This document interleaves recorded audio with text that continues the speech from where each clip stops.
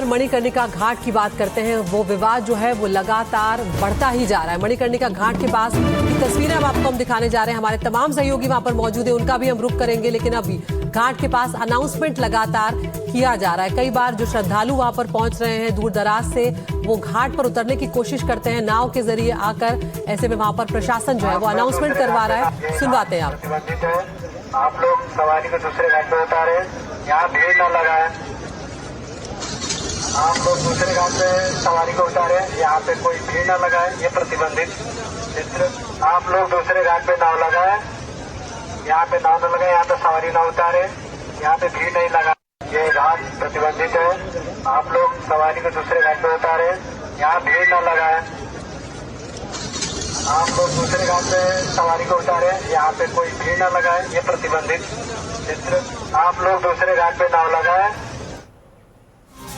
तो यहाँ पर विपक्ष जो है वो लगातार सरकार पर निशाना साध रहा है कि विरासत को नुकसान पहुंचाया जा रहा है। अखिलेश यादव कह रहे हैं कि मंदिरों को तोड़ने का काम कर रही है बीजेपी। मायावती सवाल पूछ रही है और इस सब के बीच सरकार लगातार कह रही है कि विकास का काम चल रहा है। और इस बीच में एक और बड़ी खबर सामने आ रही है। मणिकर्णिका घाट विवाद पर जगत गुरु रामभद्राचार्य जो है उनका बयान भी सामने आ गया है। उनका कहना है कि स्थापित मूर्ति कभी नहीं तोड़ी जानी चाहिए।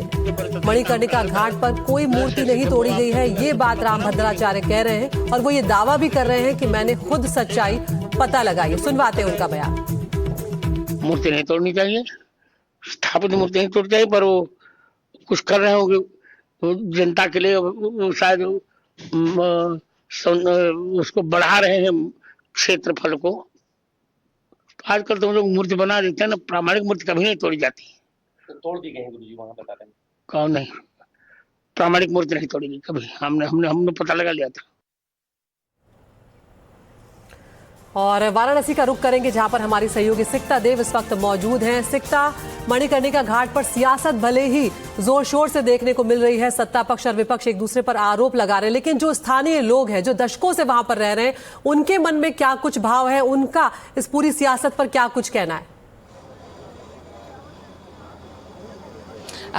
अदिति, जब मैं आपसे पहले बात कर रही थी तो हम एक बर्ड्स व्यू दिखा रहे थे, लेकिन अब हम मणिकर्णिका घाट में मौजूद है। मेरे ठीक पीछे आप देख सकते हैं अंत्येष्टि यहाँ चल रही है, लगातार अंतिम संस्कार यहाँ पर किया जा रहा है। ये एक ऐसा घाट है जो अनंत काल से जहाँ पर अग्नि कभी शांत हुई नहीं है। तो आप देख सकते हैं यहाँ की व्यवस्था क्या है। इसी व्यवस्था को सुधारने के लिए तो तमाम कोशिशें हो रही है ना। ये देखिए, ये तमाम चीज़ें हैं जिसको सुव्यवस्थित करने की ज़रूरत है, क्योंकि लाखों की तादाद में रोजाना यहाँ पर श्रद्धालु पहुँचते हैं।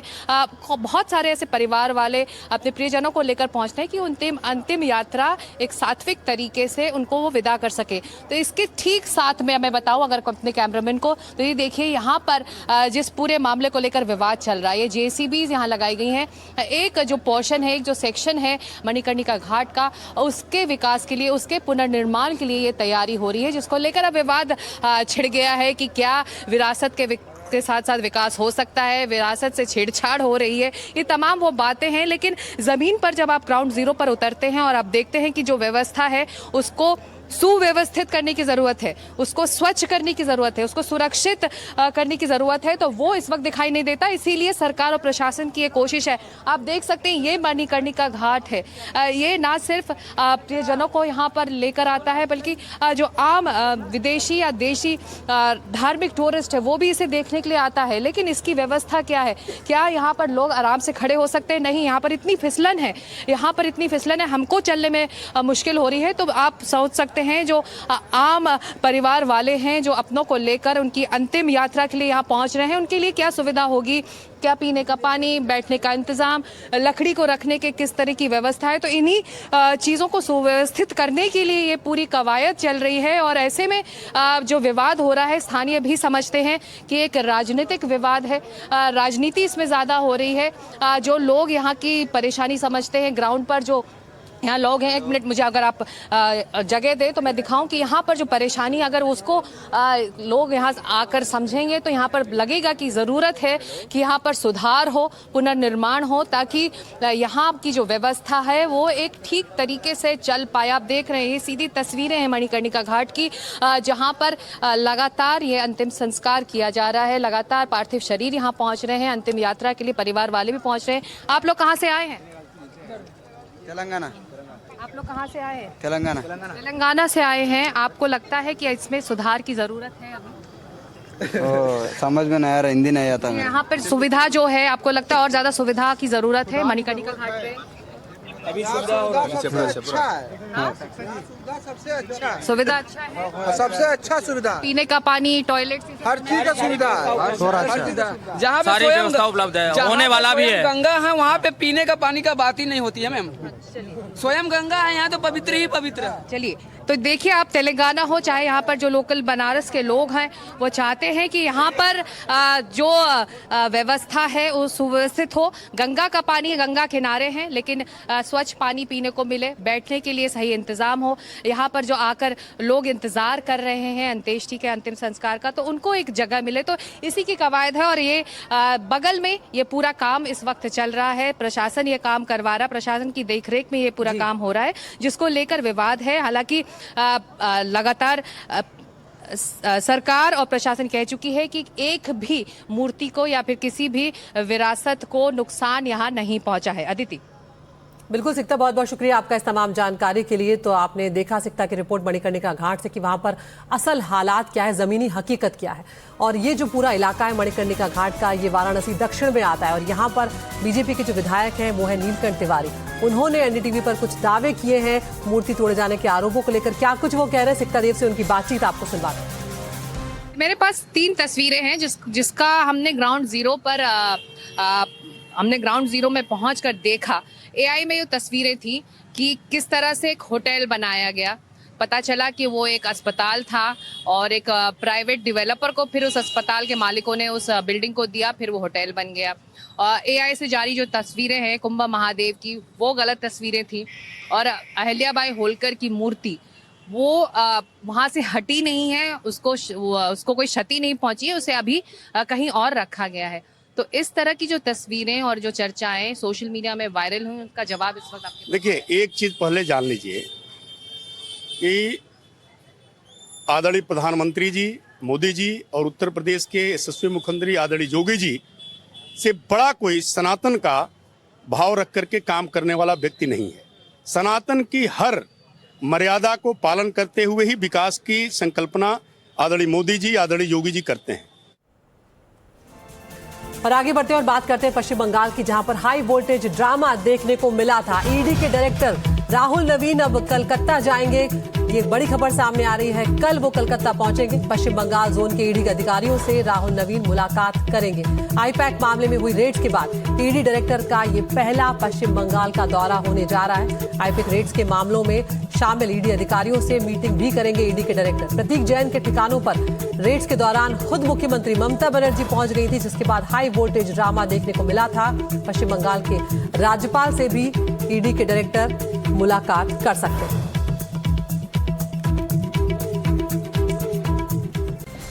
एक तरफ Britain, France, Germany, Belgium, European union है, तो दूसरी तरफ चेक रिपब्लिक है जो ट्रंप के साथ दिखाई पड़ता है। लेकिन फ्रांस से अदावत कुछ ज्यादा है। तभी तो डोनाल्ड ट्रंप ने फ्रांस के राष्ट्रपति इमैनुअल मैक्रो का निजी मैसेज भी ट्रूथ सोशल पर शेयर कर दिया। लेकिन जब मैक्रो को ये मैसेज लीक हुआ तो फिर मैक्रो भी सामने आए, उन्होंने भी अपना पक्ष रखा है। क्या कुछ उन्होंने कहा है वो भी आपको सुनवाते हैं। Faced with the brutal decision of the world, France and Europe must defend an effective multilateralism because it serves our interests and those of all who refuse to submit to the rule of force. And for me, the two answers are, on one side, more sovereignty and more autonomy for the Europeans. On the other side, an efficient multilateralism to deliver results through cooperation. Obviously, France and Europe are attached to national sovereignty.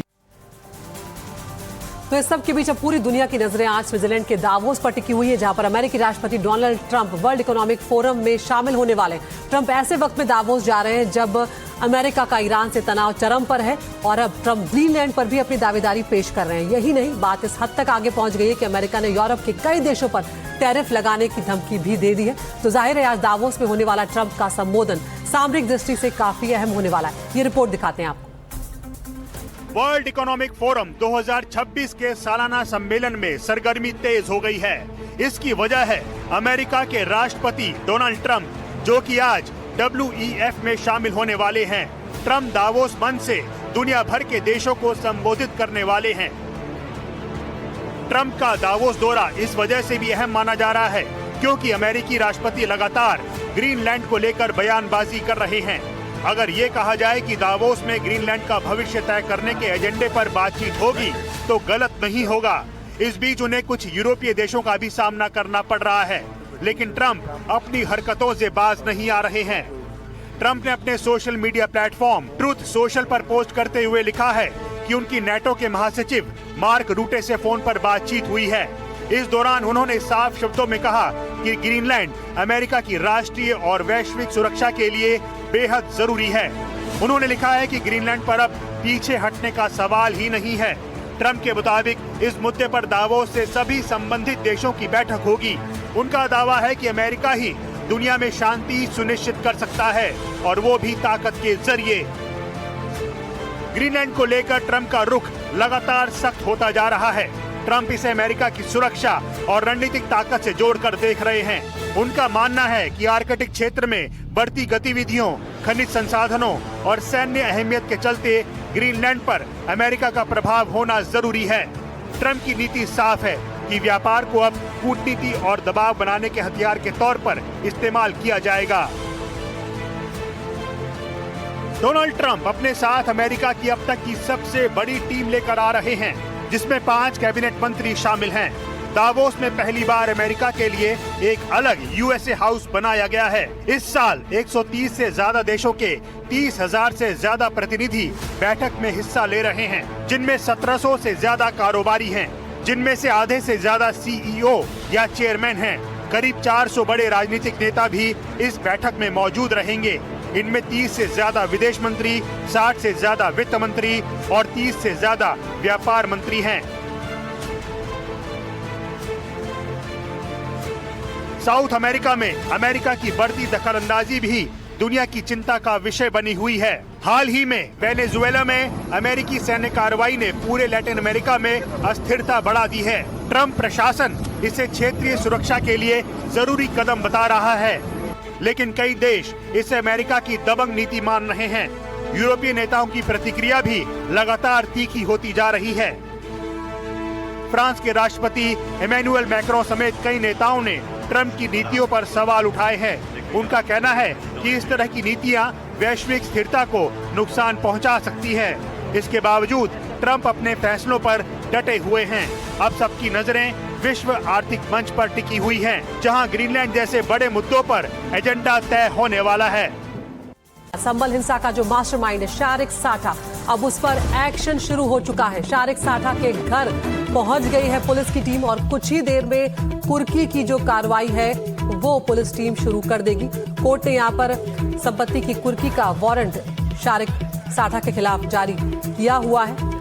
2024 में जो संबल में हिंसा हुई थी उसका mastermind है शारिक साठा और वो फरार है कई सालों से और आरोप ये है कि वो दुबई में बैठकर इस तरह की कारगुजारियों को अंजाम दे रहा था और अब यहाँ पर प्रशासन जो है बड़ा एक्शन लेने जा रहा है। उसकी संपत्ति जो है वो कुर्क की जाएगी और संपत्ति कुर्की की जो कार्रवाई है वो आज ही शुरू होने जा रही है।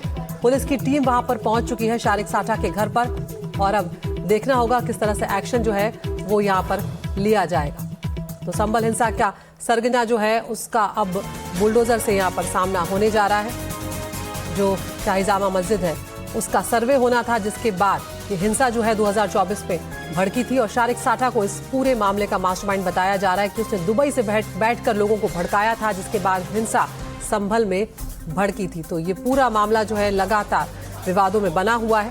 शारिक साठा के लिए रणनीतियां भी बनाई जा रही हैं, उसके लिए लुकआउट सर्कुलर जो है वो भी जारी किया जा चुका है, लेकिन फिलहाल 5 साल पहले ही बताया जा रहा है कि वो भारत छोड़कर भागा हुआ है। ऐसे में क्या कुछ यहाँ पर एक्शन लेने जा रही है पुलिस वो आपको हम बताते हैं। हमारे सहयोगी सत्यपाल यादव हमारे साथ जुड़ गए हैं, संभल में ही वो मौजूद हैं। सत्यपाल, इस वक्त क्या अपडेट है आपके पास? तस्वीरें भी बताएं और बताएं वहां पर क्या कुछ चल रहा है, कितनी देर में शुरू होगी कुर्की की कार्रवाई? बिल्कुल, जिस तरह से जो संभल से जो हिंसा हुई थी 24 नवंबर 2024 में, जिसका मुख्य साधा था, उसकी आज जो संपत्ति पर कुर्की की कार्रवाई की जा रही है वो यहाँ पर जो अधिकारी है वो कुर्की की कार्रवाई कर रहे हैं। और तो जो मेरे सहयोगी हैं वो देखिए जो वो मकान है वो संपत्ति है जो संपत्ति है उस संपत्ति पर जो कुर्की की कार्रवाई शुरू कर दी गई है। और यहाँ पर जो पहले पुलिस ने न्यायालय की तरफ से वारंट जारी किया गया था कुर्की की संपत्ति को लेकर कर, उसी को लेकर के आज जो अधिकारी है उसकी कुर्की की भारी पुलिस बल ये वो संपत्ति है उसी सारी सादा की संपत्ति है जो मेरे सहयोगी कैमरामैन दिखा रहे हैं। इसी जो सारी सादा की संपत्ति पर आज जो कुर्की की कार्रवाई की जाएगी और तमाम जो सुरक्षा को लेकर के भारी पुलिस फोर्स यहाँ पर तैनात कर दिया गया है और जिसको लेकर तमाम जो चप्पे चप्पे पर पुलिस बल तैनात करे किस तरीके से जो देख रहे हैं जो पूरा संबल है जो शहर है जो सारे सादा का जो तमाम पुलिस बल की मौजूदगी है। एडिशनल एसपी है और जो तमाम यहाँ के सीओ है वो भी यहाँ पर मौजूद है। जी बिल्कुल, यहाँ पर शारिक साठा को लेकर सर्कुलर नोटिस भी सत्यपाल जारी किया गया है। ऐसे में क्या आगे की रणनीति रहने वाली है? यहाँ पर कुर्की की कार्रवाई के अलावा क्या और भी एक्शन लिया जाएगा? उनके परिवार के लोग शारिक साठा के उसके वहां पर कहाँ हैं? बिल्कुल, जो शारिक साठा है वो इस समय दुबई में बैठा है। पुलिस उसकी कई बार दबस दी है लेकिन अभी वो फरार चल रहा है। लेकिन उसके परिवार के लोग भी यहाँ पर नहीं है लेकिन जो उसके के लोग हैं वो भी नहीं है यहाँ पर। देखिए यहाँ पर जो मेरे साथ यहाँ के जो कुछ अधिकारी हैं इनसे भी बात करने की कोशिश करते हैं जो जहाँ पर तमाम जो लोग हैं सर सारे सादा पर कार्रवाई की जा रही है। हाँ, ये देखिए सारी सादा जो फरार चल रहा है उसके विरुद्ध जो NBW और अपने जो प्रोसेस है वो किए जा चुके हैं।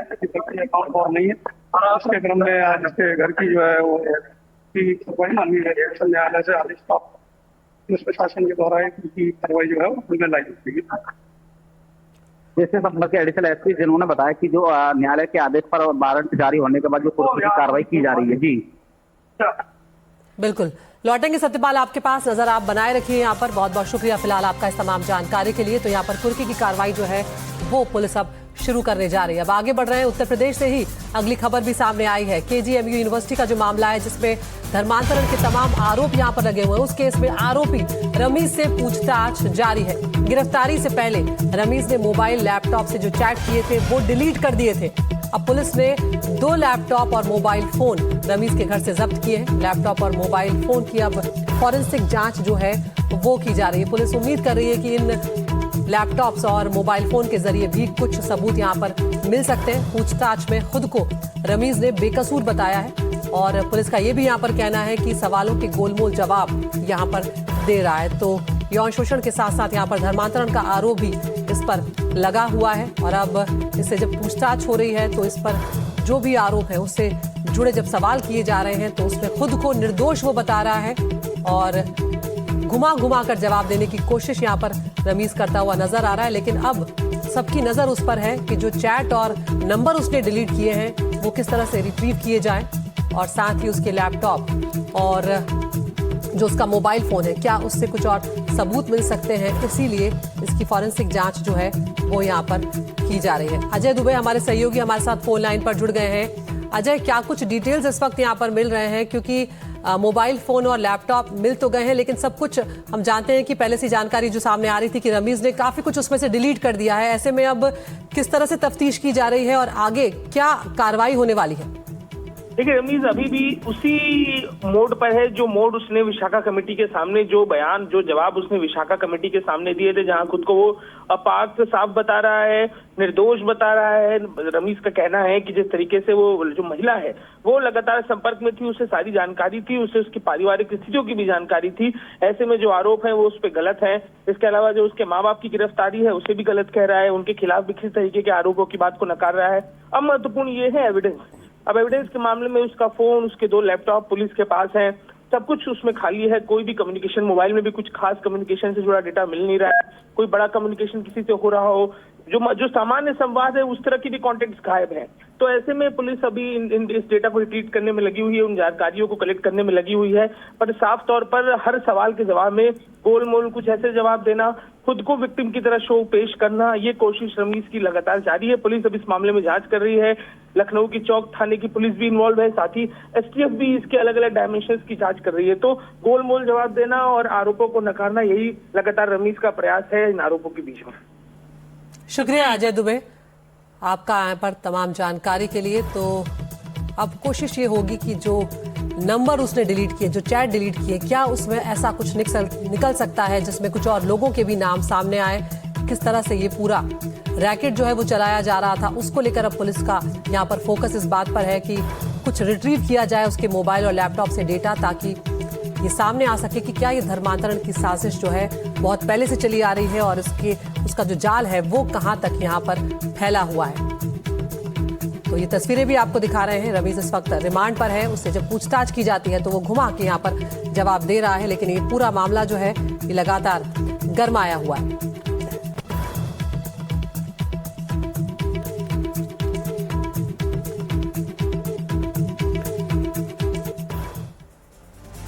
तो अगली खबर का रुख करने जा रहे हैं आगे। जो दो बड़ी खबर हम आपको दिखाने जा रहे हैं, पहली बड़ी खबर प्रयागराज माघ मेले से है, जहां पर शंकराचार्य अविमुक्तेश्वरानंद धरने पर बैठे हैं। प्रयागराज मेला प्राधिकरण को 8 पन्नों में उन्होंने क्या जवाब दिया है वो आपको बताएंगे। और दूसरी बड़ी खबर वाराणसी से है, जहां पर मणिकर्णिका घाट को लेकर सियासी घमासान छिड़ा हुआ है।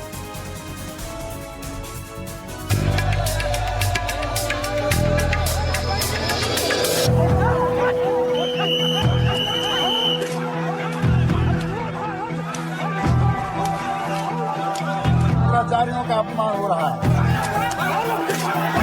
क्यों नहीं समस्या को समाधान दे रहे हैं।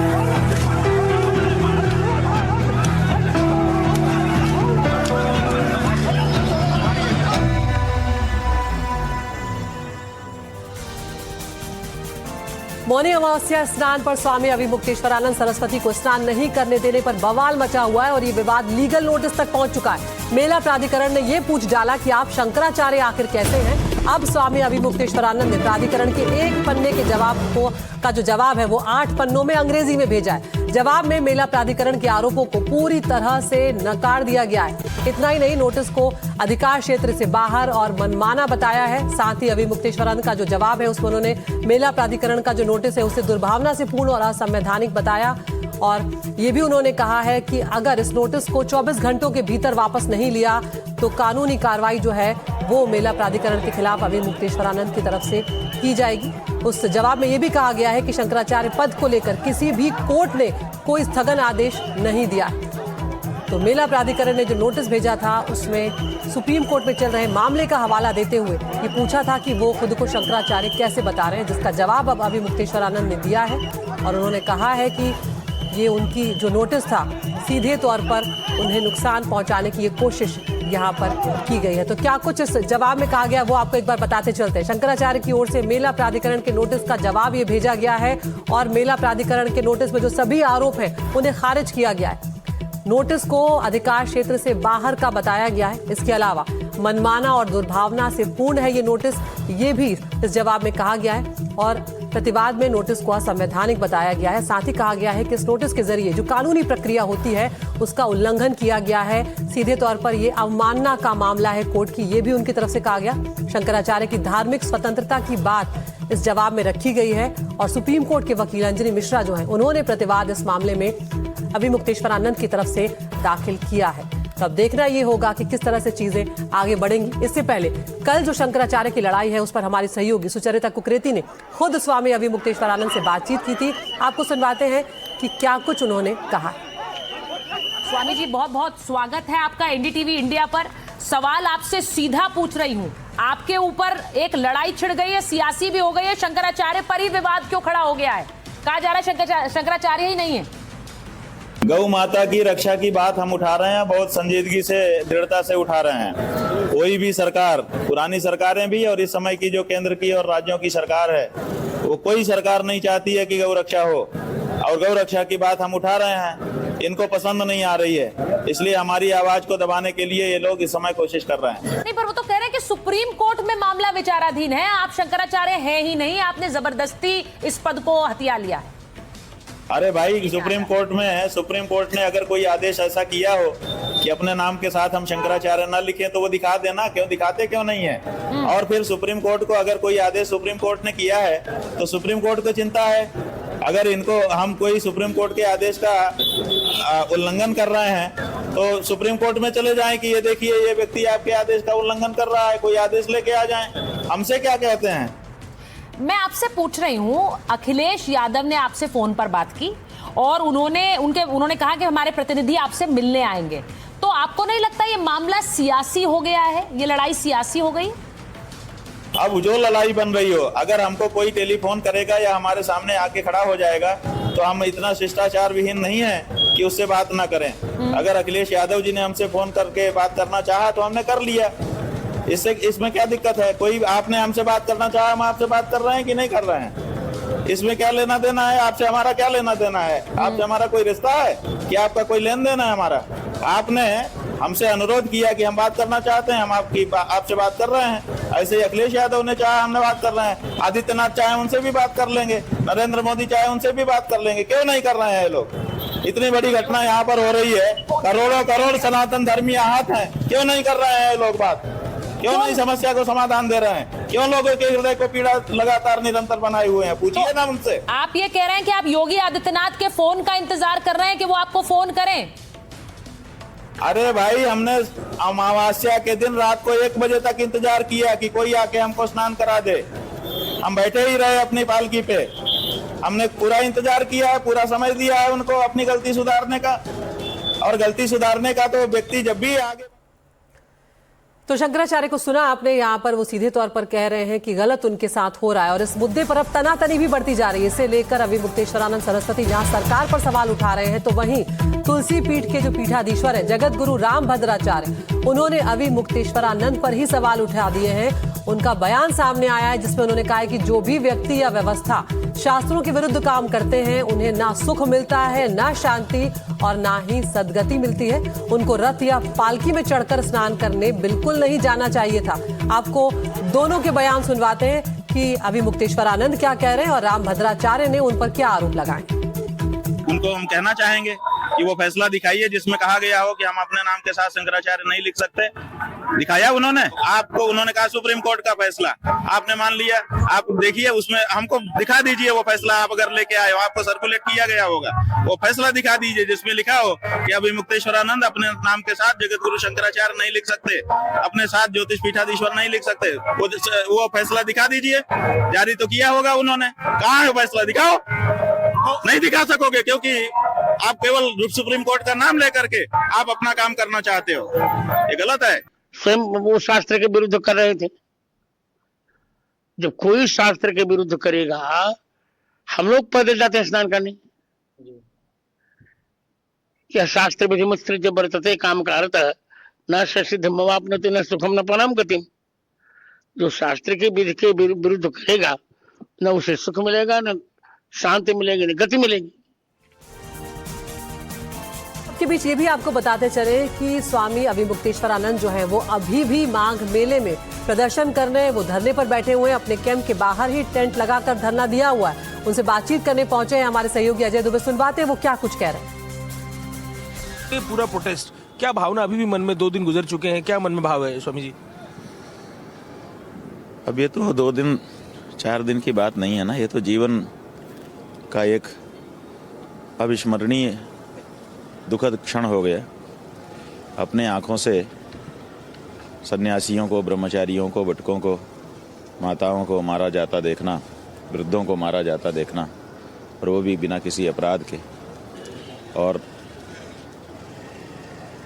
स्वयं को अगवा किया जाता देखना, ये सब ऐसा दृश्य है जो 2 दिन 4 दिन से थोड़े भूलता है। लंबा समय लेने पर भी क्या विस्मृति हो पाएगी? असंभव है। नोटिस जो दिया गया है कि आप ये स्थापित करें कि आप शंकराचार्य हैं, क्यों ये नाम इस्तेमाल कर रहे हैं, उसको लेकर भी आप लोगों ने जवाब दिया है। ऐसा है कि ऐसा पूछने का तो उनको अधिकार नहीं है, लेकिन प्राधिकरण है, नोटिस भेजा था तो हमारे कार्यालय ने जैसा उन्होंने चाहा था कि 24 घंटे के अंदर जवाब दे दिया है। क्या माघ मेला का प्राधिकरण इसके लिए बनाया गया है कि वो किसी की डिग्निटी पर इस तरह से प्रश्न करे? अपने देश में शिष्टाचार नहीं है। आपको हम अगर आपका नाम पूछना चाहें तो हमें कहना पड़ता है आपका शुभ नाम क्या है। सीधे नाम भी नहीं पूछ सकते। यही संस्कृति है।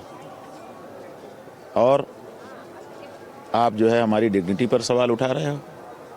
अगर हम डिग्निटी पर सवाल उठा दें तो हमने तो जो अधिकारी आए थे उनसे नहीं पूछा कि तुम अपना परिचय पत्र दिखाओ, कौन हो, और फिर परिचय पत्र दिखाने पर हमने ये प्रश्न नहीं किया कि ये पद तुमको कैसे मिला, सजरा पेश करो। तो हमको जो पद प्राप्त है उस पद के बारे में इस तरह से नोटिस भेज करके पूछना, वो भी रात को 12 बजे कानूनगो को भेजना कि अभी इसी समय रिसीव करा के लाओ, और 24 घंटे के लिए समय दे करके, इसका मतलब है कि माहौल बनाना है उनको जनता में कि हम इनसे पूछ रहे हैं और ये शंकराचार्य नहीं हैं। तो यहाँ पर एनडीटीवी से बातचीत में उनका दर्द भी छलक रहा है। वो आहत है जिस तरह का व्यवहार उनके साथ किया गया। लेकिन इस मुद्दे पर अब समाजवादी पार्टी के प्रमुख अखिलेश यादव ने एक बार फिर से बीजेपी पर हमला बोला है। अखिलेश यादव ने ट्वीट कर निशाना साधते हुए लिखा है कि मांगने वाले पहले खुद प्रमाण पत्र दे। बीजेपी सत्ता और धन के अलावा किसी की भी नहीं है, ये कह रहे हैं अखिलेश यादव। और साथ ही उन्होंने कहा कि अहंकार तो दशमुखी का भी नहीं बचा, इन एक मुखी का क्या बचेगा।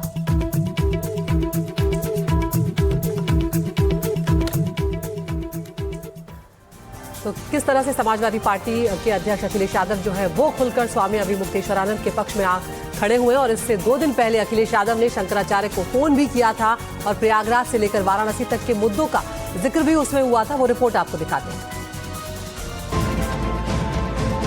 शंकराचार्य का मुद्दा ऐसे वक्त में यूपी की सियासत का केंद्र बना हुआ है जब यहाँ चुनावी राजनीति का तापमान बढ़ता जा रहा है। स्वामी अभिमुक्तेश्वरानंद नाराज हुए तो समाजवादी पार्टी के मुखिया अखिलेश यादव ने खुद फोन करके उनके प्रति समर्थन जताया। अब देखिए, अब हम तो अपना लड़ रहे हैं, अपनी लड़ाई अभिमन्यु की तरह चक्रव्यूह में लड़ रहे हैं। जब कोई बच्चा हिंदू घर में पैदा होता है, हिंदू माँ बाप से जन्मते ही उसका गंगा यमुना में स्नान करने का जन्मसिद्ध अधिकार हो जाता है। उससे उसको वंचित नहीं किया जा सकता। इन्होंने हमको संगम स्नान से वंचित कर दिया। कितना बड़ा संवैधानिक जो है इन्होंने प्रश्न खड़ा किया है कि क्या किसी हिंदू बच्चे को आप स्नान से वंचित कर सकते हो, कर दिया इन्होंने।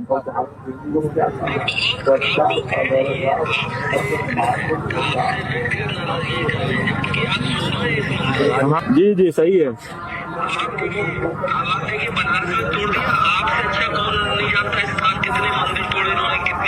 हाँ सही है, सही है, सही है।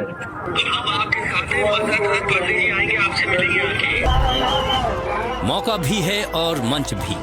जाहिर है समाजवादी पार्टी चूकने वाली नहीं है। अखिलेश यादव ने एक्स पर पोस्ट किया, जिनका दर्शन मात्र ही आशीर्वाद होता है। उनके साथ बेहद आपत्तिजनक, अपमानजनक, हिंसक दुर्व्यवहार शासन प्रशासन इसलिए कर रहा है क्योंकि मेला महाभ्रष्टाचार की कमीशनखोरी के इस गोरख धंधे में भाजपा गुट की मिली भगत है। समाजवादी पार्टी के सांसद अफजाल अंसारी और जियाउर रहमान वर्क भी तुरंत मोर्चे पर आ गए। उन्होंने एक बड़ा आंदोलन छेड़ रखा है कि भारत में गाय को राष्ट्रमाता का दर्जा दिया जाए। अब उनके इस मांग के चलते आम लोगों में उसके समर्थन में रोज लोगों की संख्या बढ़ती जा रही है और सरकार इससे बहुत चिंतित है। शंकराचार्य हैं तो मैं उनका सम्मान करता हूँ और उनके साथ में जो अपमान हुआ है यकीनन वो एक अफसोस की बात है।